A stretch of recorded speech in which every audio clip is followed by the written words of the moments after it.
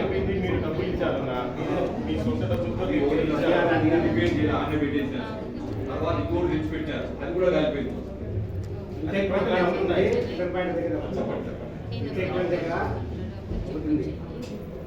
తర్వాత petrol pant దగ్గర ఒక ట్రాన్స్ఫర్ సార్ మనకు ఉండేది 2 ట్రాన్స్ఫార్మర్లే కదా సార్. ఉండే 3 ట్రాన్స్ఫార్మర్లు 2 ట్రాన్స్ఫార్మర్లు కొత్త ట్రాన్స్ఫార్మర్ 19 సబ్జెక్టు అదే, 20 సబ్జెక్ట్ అదే, నెక్స్ట్ రాబోతుంది 20 సబ్జెక్టు. 24 ట్రాన్స్ఫార్మర్లు ఉన్నాయి సార్. 2 ట్రాన్స్ఫార్మర్లు ఉన్నాయి. 2 ట్రాన్స్ఫార్మర్లు 2 కాలిపోయినాయి, 2 రిపేర్ పెట్టాం. కొత్త ట్రాన్స్ఫార్మర్ ఒకటి ప్రపోజల్ పెట్టమన్నారు, కొత్త ట్రాన్స్ఫార్మర్ ఒకటి పెట్టాం. కొత్త ట్రాన్స్ఫార్మర్ రిపేర్ కాదు. 350 320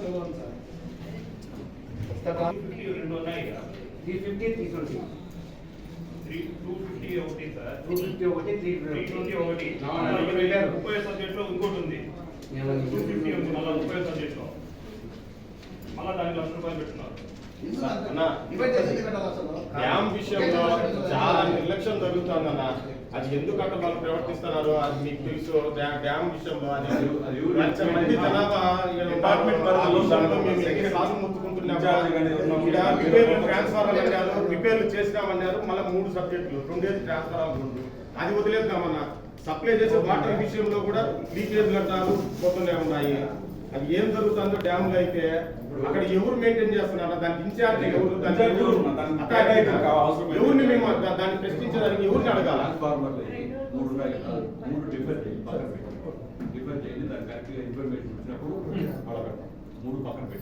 అని ఇంకోటి అన్నమయ్య డ్యామ్ ఇన్ఛార్జ్ ఎవరు నాకు మనకు ఇన్ఛార్జ్ ఆఫీసర్, దాన్ని ఎవరు కేర్ తీసుకుంటున్నారు? ఆ బ్లీచింగ్ చేసేది కానీ క్లోరినేషన్ కానీ ఎవరు చేస్తున్నారు?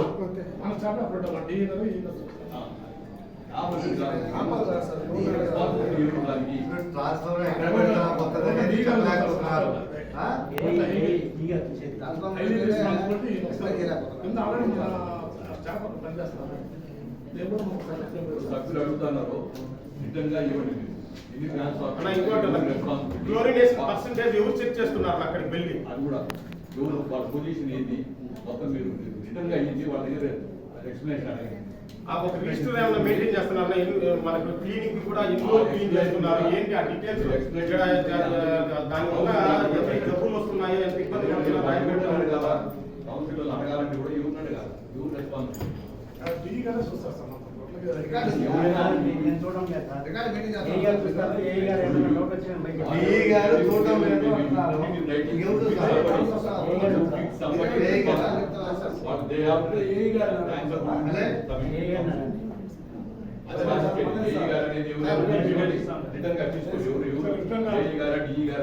రిటర్న్ గా అసైన్ చేయండి సార్. పలానా వ్యక్తికి రిటర్న్ గా అసైన్ చేసి ఆ రిజిస్టర్ ఒకటి మెయింటైన్ చేయమని చెప్పండి సార్. ఆ రిజిస్టర్ లో అక్కడికి దూరం ఎవరు వెళ్ళరు, అది ఏం జరుగుతుందో తెలియదు, అక్కడ మనుషులు ఉన్నారో తెలియదు, లేరో తెలియదు.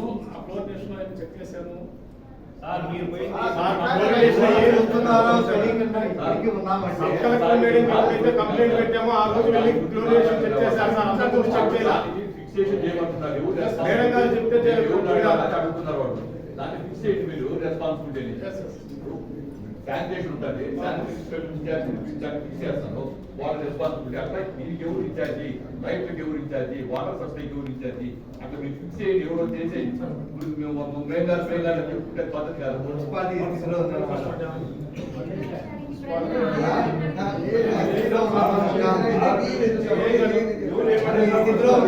ఏదో వస్తున్నాము కదా. 6 నెలల నుంచి ఎవరు ఏ వర్క్ చేస్తారో కూడా తెలియడం లేదు అధికారులు ఇక్కడ ఉండేవాళ్ళు.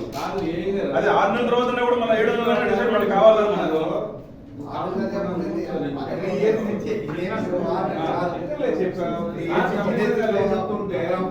కూర్చొని పట్టించుకోకుండా ఏంటిది డీ గారు నాకు సంబంధం లేదన్నారు. కమిషనర్ గారు లేచి నేను అంటే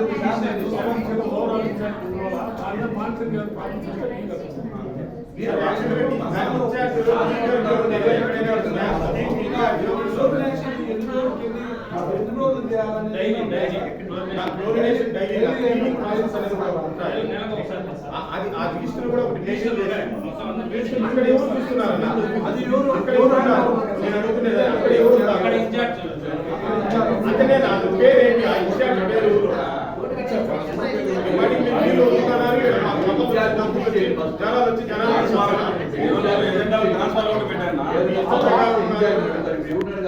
కాదునా ఆ వాటర్ వల్ల అందరూ అంతా జనాలు ఎన్ని వచ్చినాయి దాని వల్ల ఎవరు చేస్తున్నారు కూడా వాళ్ళు చెప్పలేకపోతున్నారు. ఎంత ఇర్రెస్పాన్సిబుల్ గా మాట్లాడుతున్నారు. అడుగుతున్నాడు కదా, బ్రదర్ అడుగుతున్నాడు, మీరు ఎలా చెప్తున్నారు, అక్కడ సార్ ఎలా చెప్తున్నారు?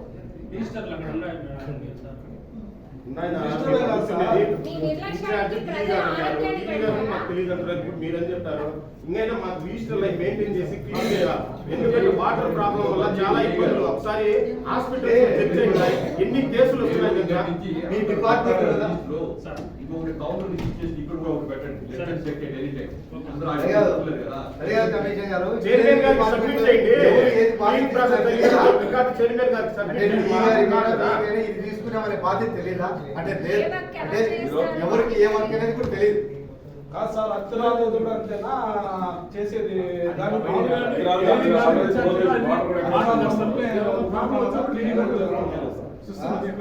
లేదు మీతో పాటు మీకు కూడా బాధ్యత. మీరు కూడా ఇదే స్థితిలో నెక్స్ట్ టైం మీరు వెళ్ళినప్పుడు సార్ నెక్స్ట్ మీరు విజిట్కి వెళ్తారు కదా అప్పుడు వీలైతే కౌన్సిలర్ ఎవరైనా చూస్తారు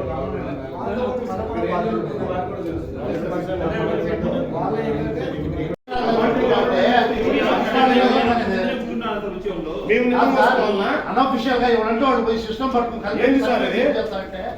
ఆల్రెడీ ఒకరు ఇంతకు ముందు పారిపోయి మీ యూజర్ ఐడి పాస్వర్డ్ తీసుకొని పోతే జవాబు లేకుండా మీరు పట్టించుకోలేదు. మళ్ళీ లోపల పెట్టుకొని మీరు సిస్టమ్ దగ్గర కూర్చుంటారు. ఏమైనా జరిగితే ఎవరు రెస్పాన్సిబిలిటీ? ఎవరు రెస్పాన్సిబిలిటీ? మేము మళ్ళీ అడిగితే కలెక్టర్ గారు చెప్పినారా లేరు? రిటర్న్ ఏమైనా ఇచ్చినారా? కలెక్టర్ గారు కలెక్టర్ గారు ఇచ్చినారా? తెచ్చుకోండి సార్, డిఎంఐ గారి దగ్గరికి వెళ్ళండి. పెట్టుకోండి. అధికారుల దగ్గర కోఆర్డినేట్ లేదు. ఎవరు ఏం పని చేస్తారో తెలియదు, వాళ్ళకే తెలియదుగా. ఎవరు ఏ సమాధానం చెప్తారో వాళ్ళకి అర్థం కావడం లేదు. ఎవరు ఏ డ్యూటీ చేస్తారో తెలియడం లేదు. ఇవన్నీ చేస్తే ఎవరు వర్క్ చేస్తారో ఎవరు వర్క్ చేయడం వాళ్ళే చెప్తారు మనకన్నా ముందే. వాళ్ళే చెప్తారు మనకన్నా ముందు. వాళ్ళకి సమాధానం లేదు పాపం. మనం అడుగుతాను కూడా చెప్పలేకపోతున్నాను. అశోకన్న ఆప్కాస్ ద్వారా సిస్టమ్ అన్నారు సార్. మీరు ఆప్కాస్ ద్వారానే తీసుకొని మెంబర్స్ పెట్టుకోండి సార్. డిఎంఏ గారి దగ్గరికి వెళ్ళండి సార్, వెళ్ళి పర్మిషన్ తెచ్చుకోండి సార్. మాకు 20 మంది లాంటి 50 మంది అవసరం ఉంది అని తెచ్చుకొని పెట్టుకోండి సార్. అవుటర్స్ ని మీకు తెచ్చే సమాధి పెట్టేసి వాళ్ళ ఇష్ట ప్రకారం ఉంటే ఏదైనా జరిగితే సార్ మీరే జవాబు చెప్పాలి. కౌన్సిల్ లో మాది రాసి ఇవ్వండి సార్. ఏం జరిగినా కూడా మాదే గ్యారెంటీ, నేను గ్యారెంటీ అని రాసి ఇచ్చేది సార్ మా చైర్మన్ గారికి. ఈవెన్ నాకు కూడా తెలియదు ఎవరు పెట్టుకున్నారు. మీకు చెప్పేది వీళ్ళు.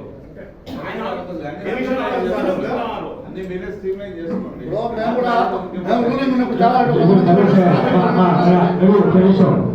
కమిషనర్ గారు ఏదైనా జరిగేటప్పుడు మున్సిపల్ కౌన్సిల్ కు చైర్మన్ కు తెలియాలా లేదా? నేను సొంత ఆస్తి కాదు ఇది. Office government office.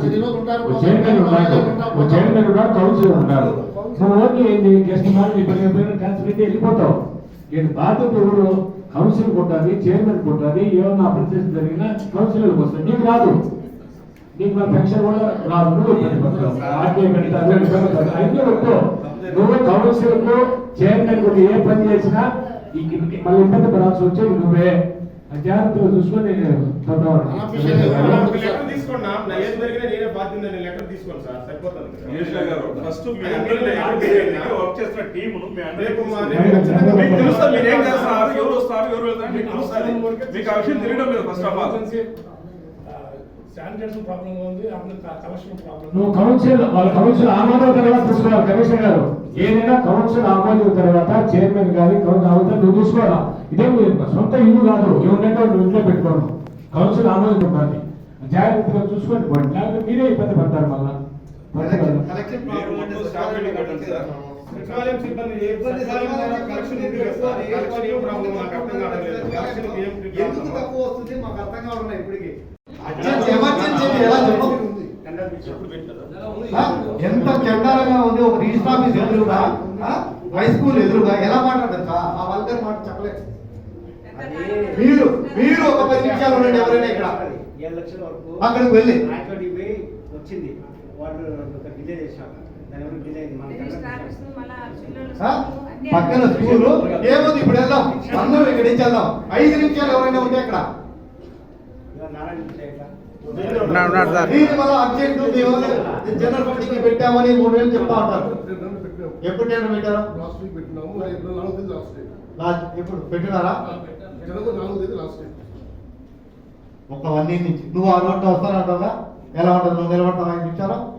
చూస్తాను. అది ఇక్కడ బాగా రాసిన డేట్ అయింది. రేపు వచ్చిన టెండర్ పెట్టేసాం. రేపు 4వ తేదీ లాస్ట్ డేట్. వెంటనే స్టార్ట్ చేస్తాం. అది ఎలా ఉంటుంది తెలుసా? వెంటనే స్టార్ట్ చేస్తాం. చూడండి తెలుస్తుంది. డైలీ మా వాళ్ళు చెప్తాను. 5 minutes నిలబడలేదు. వెంటనే స్టార్ట్ చేస్తాం. స్కూల్ పెట్టలే పిల్లలు ఎలా ఉంటుంది అది? Next subject 21. శ్రీయుత director of municipal administration AP Vaddeswaram వారు తమ సర్క్యులర్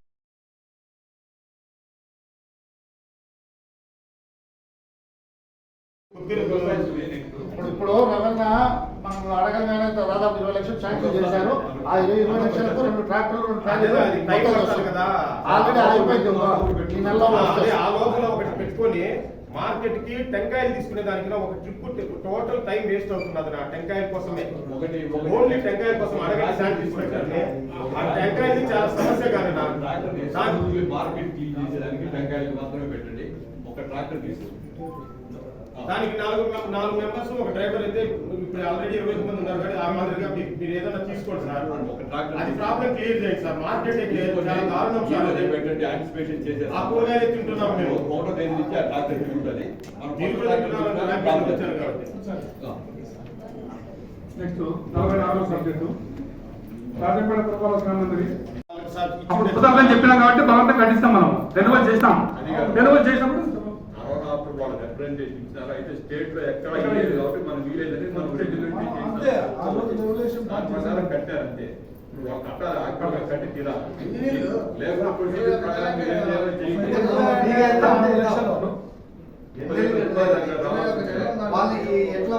సార్ మీరందరూ యాక్సెప్ట్ చేస్తే వాళ్ళకి మనం 30 కాలాలు వేసి ఒక పద్ధతి ఉంటుంది. కానీ మేము పోతే కొంచెం ఆర్స్వాడ్ ఉద్దేశంతో మీ దృష్టికి తీసుకుని చేయాలన్నా మామూలుగా అయితే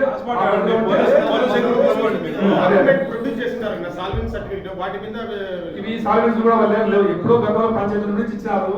జస్ట్ వాళ్ళు రెన్యువల్ చేసుకుంటారు తప్ప ఇప్పుడు మనం చిట్కా తీసుకుంటాం కానీ ముందు సరైన డాటా లేదు మన దగ్గర. రెన్యువల్ చేసేటప్పుడు తీసుకుంటే బాగుంటుంది. తీసుకోవడం లేదు. ఇప్పుడు మనం తీసుకుంటున్నాం అన్నమాట. మన కౌన్సిల్ ఇచ్చిన నుంచి బలవంతంగా వాళ్ళ దగ్గర తీస్తున్నాం. ఇది ఒక 21 నెలలంటే కౌన్సిల్ వచ్చినట్టేనా?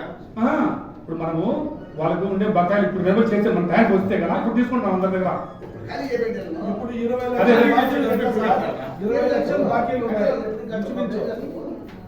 మీరు నోటీస్ 50 days ఈ ముందే మీరు వెకేట్ చేయించేసి డిపార్ట్మెంట్ పోలీస్ హెల్ప్ తీసుకోండి. అంటే మీరు దౌర్జన్యం మా డబ్బు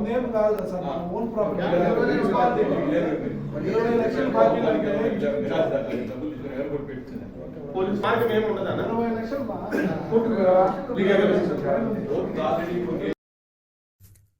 కడప జిల్లాలోని మరిన్ని వార్తా విశేషాల అప్డేట్స్ కోసం మా SCN న్యూస్ ఛానల్ను తప్పకుండా చూడండి.